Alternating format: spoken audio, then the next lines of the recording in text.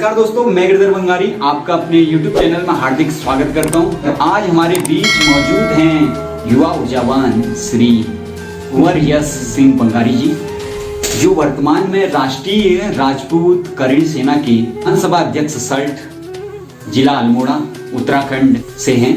तो आज हम इनसे जानेंगे माँ जिया रानी जी के बारे में और उनके इतिहास के बारे में इनसे विस्तृत जानकारी आप तक पहुंचाएंगे।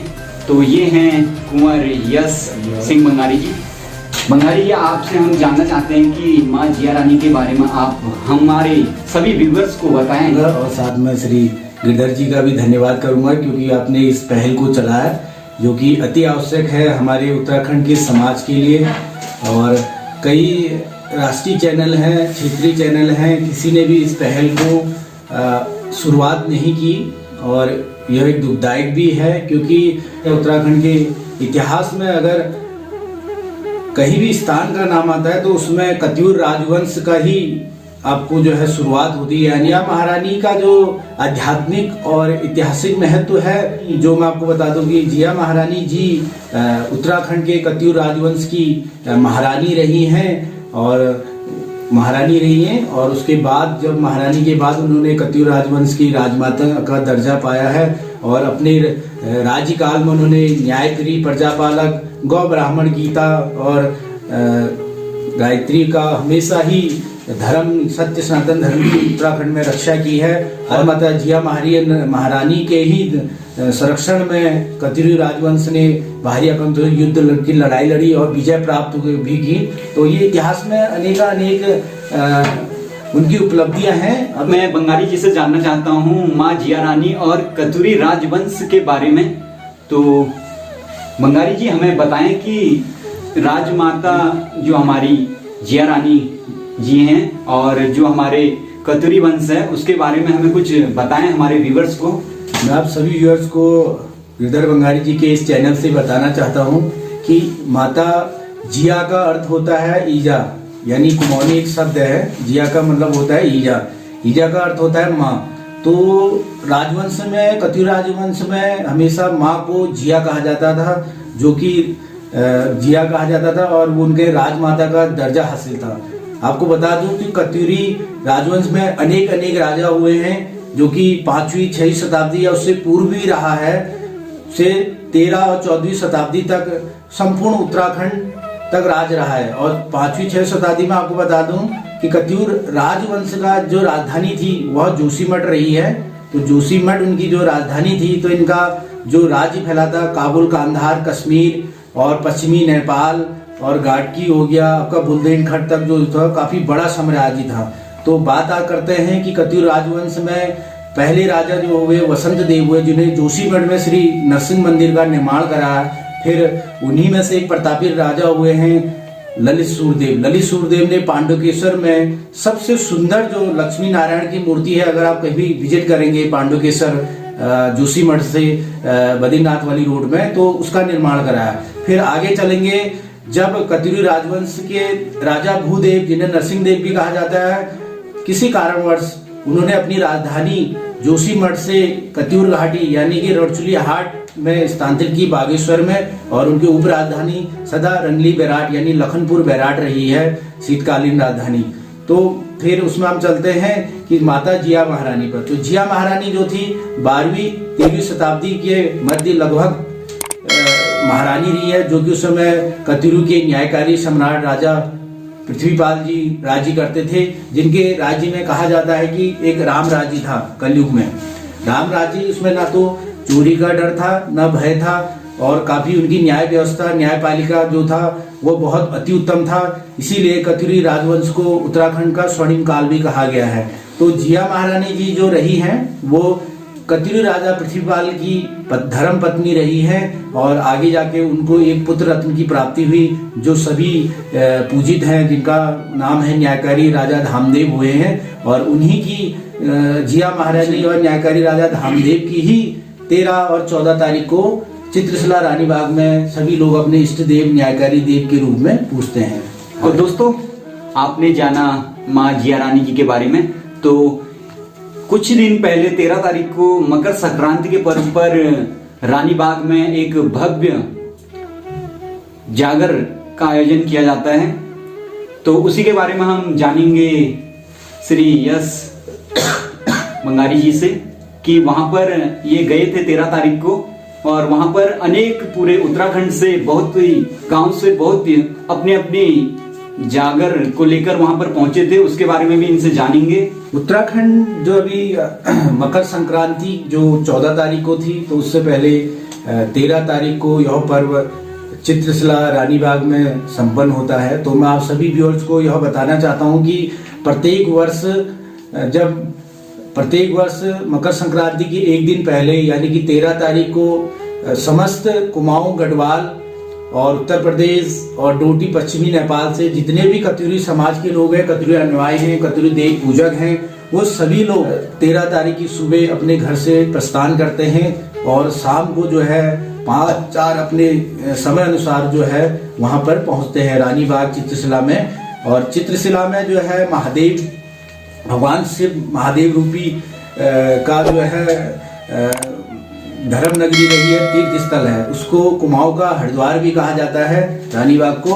तो आप मुझे ये भी जानकारी दें कि यहाँ पर जो जागर आती हैं प्रत्येक क्षेत्र से जितने भी जागरण आती हैं, तो आप वहां पर गए थे इस 13 जनवरी को, तो उसके बारे में भी हमें कुछ बताएं कि जागर में उतने मतलब जितने भी क्षेत्र से जो जागरण आती है वो एक ही साथ होती हैं, अलग अलग होती हैं? तो मैं आपको व्यूअर्स को बता देना चाहता हूँ कि जैसे 13 तारीख की जब पहुंचते हैं सभी लोग, तो 13 तारीख की जो है 6-7 बजे वहाँ पर लोकल क्षेत्रीय निवासी को या हमारा अपना कत्यूरी समाज को तो सारी जो है टेंट की व्यवस्था अपना जो भी है, क्योंकि काफी शीतकालीन का मौसम रहता है, शरतकालीन का मौसम रहता है, तो टेंट, अपनी चाय और जो भी वहाँ पर प्रसाद वगैरह का सेवाएं भी हमारे समाज के लोग वहाँ पर लगाते हैं। तो 13 तारीख की जो जागर होती है वह 7 बजे से प्रारंभ होती है। उसमें क्या होता है कि कभी कभी समय के अनुसार जो है कभी कभी 40-50 जागरें भी आ जाती हैं, कभी क्या होता है कि 20-30 भी आती हैं, कभी क्या होता है उसमें 10-15 जागर भी आती तो हैं। आपने एक जागर ऐसी भी देखी जिसमें मसक बीन से वहां पर जागर जो साई देव जागर होती है वो कराई जा रही थी, तो उसका क्या महत्व है मेरे व्यूअर्स को बताएं आप। तो मैं यही बताऊंगा कि पहले इस बात को शुरू करने से पहले कि वहाँ पर कोविड-19 जो था उसके पालन के तहत सभी जागर इस साल प्रारंभ हुई हैं, सारी गाइडलाइन के तहत। हाँ। और तो मैं शुरू वहीं पे कर रहा था कि जब 7-8 बजे जो जागरें आती हैं, जैसे चाहे 10-15 आए, तो हर लोग अपनी एक धुनी प्रज्वलित करते हैं। अलग अलग धुनी वहाँ पर प्रज्वलित करके, धुनी प्रज्वलित करके उस स्थान को शुद्ध करके मंत्रों से, फिर वहाँ पर जो है दास जी द्वारा यानी कि गुरु द्वारा जागर का जो है एक प्रस्तुति दी जाती है। और वहाँ पर जितने भी कत्यूरी राजवंश जो देव में प्रमुख स्थान हैं, जैसे प्रमुख स्थान में सर्वप्रथम वहाँ पर माता जिया महारानी का आसन होता है, उसके बाद उनके न्यायकारी पुत्र राजा धामदेव जी का आसन होता है, और न्यायकारी इसमें श्री गुलजू का आसन होता है, तथा उनके दीवान मेहरुआ दीवान जी बैठते हैं। बाकी 9 लाख में जो वीर होते हैं उनके वो सारी धुनी की परिक्रमा करते हैं और अपना एक इसको कत्यूरी जागर जो है वो एक चीज है कि वो एक राजवंश का दरबार है। जैसा एक राजवंश का दरबार होता है वैसी एक जागर का दरबार है कि आपके जो वीर या आपके जो सैनिक या मंत्री जो हैं वो परिक्रमा करते हैं। और धुनी का जो महत्व है वो 4 वेदों का महत्व, यानी धुनी को जो है 4 वेद 4 कोने माने जाते हैं। उस पर जो भी जो विभूति होती है उस भूमि को जो होता है कि वो जो प्रज्वलित होती है तो उसको ही जो है वो ज्ञान माना जाता है, इसीलिए वो स्थान काफी शुद्ध है। हमारे सत्य सनातन धर्म में उसको आध्यात्मिक महत्व माना जाता है। और बात है जागर की, तो जागर जो है क्षेत्र गांव के हिसाब से अलग अलग प्रथाएं हैं, अनेक वाद्य यंत्र हैं, जैसे कि कांसे की थाली तो उसका अलग महत्व है, हुड़का का अलग महत्व, जैसा ढोल उसका भी महत्व है, ढोल भी कई प्रकार के होते हैं।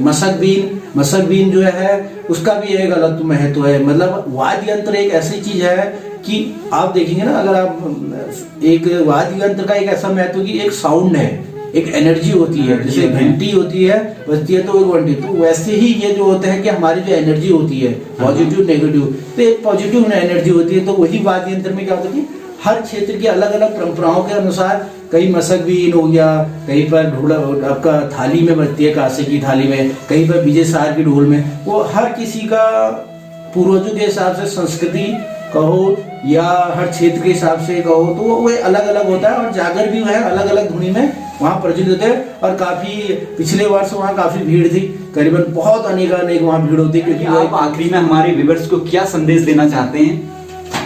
सर्वप्रथम तो मेरा ये है कि आपके चैनल्स का बहुत बहुत धन्यवाद, आपका भी धन्यवाद गिरधर जी। कि जैसे कि किसी भी राष्ट्रीय चैनल, क्षेत्रीय चैनल या इतिहासकारों ने कभी भी हमारे इस इतिहास को आगे नहीं लाए हैं, ये दुखद है। और हमारा समाज जो है, हमारा जो नव भारत समाज है, वो बहुत सोया है, खासकर उत्तराखंड का, तो बहुत दुखद है। पहले तो आप सभी लोग अपने इतिहास, संस्कृति, धर्म के लिए आगे आए। और बात करूंगा, एक बहुत छोटी सी बात कहूंगा कि जब 12वीं-13वीं शताब्दी में जब मोहम्मद गौरी ने जब 1194 में तराइन का युद्ध हुआ था 1994 में, तो 17 बार पृथ्वीराज चौहान ने मोहम्मद गौरी को हराया था। बार बार उसने अपनी कुरान या की झूठी कसम खा के 17 बार माफी दी थी, तो 18 बार धोखे से पृथ्वीराज चौहान को जो है बंदी बना लिया था। आखिर में वो भी मारे गए। लेकिन उसके बाद जब बाहरी आक्रांताओं का 12वीं शताब्दी में आना हुआ, तो देवभूमि उत्तराखंड में भी हल्द्वानी से होके, रानीबाग से होके बाहरी आक्रांता आए, बड़ी सेना में भी करीबन 20,000 सैनिक।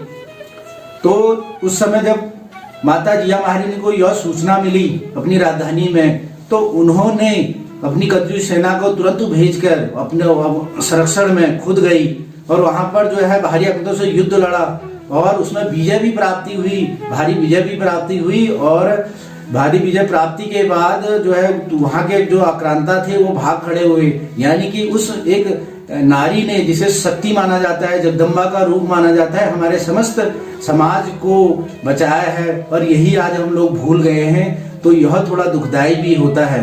तो मेरा सभी से है कि इस इतिहास को आगे लाएं और उस चीज को जानें। और आप सभी से मेरा निवेदन है कि कत्यूरी समाज से निवेदन है कि रानीबाग हो या कोई भी अन्य कत्यूरी समाज के स्थल हो, वहां में आगे आए, बढ़ चढ़ के अपने इतिहास का संरक्षण करें। यही मैं कहना चाहूंगा अपनी टीम से। धन्यवाद आपका कि आप मुझे 2 शब्द बोलने का मौका दिया। तो दोस्तों सभी को धन्यवाद। जय माँ जिया महारानी, जय माँ जिया महारानी। तो दोस्तों यदि वीडियो अच्छा लगा हो तो प्लीज वीडियो को लाइक करें, शेयर करें, एंड यूट्यूब चैनल को सब्सक्राइब करें और साथ ही बेल आइकन के बटन को प्रेस करें, जिससे आपको मेरी नई वीडियो की नोटिफिकेशन मिलती रहेगी। यदि आपको यह वीडियो अच्छा लगा हो प्लीज कमेंट करें। और यदि आपको और अधिक जानकारी चाहिए माँ जिया रानी जी के बारे में, तो कमेंट करके हमें बताएं और आपके लिए बहुत ही अच्छी पूरे इतिहास के बारे में आपको लिए एक और नई वीडियो लेके आएंगे।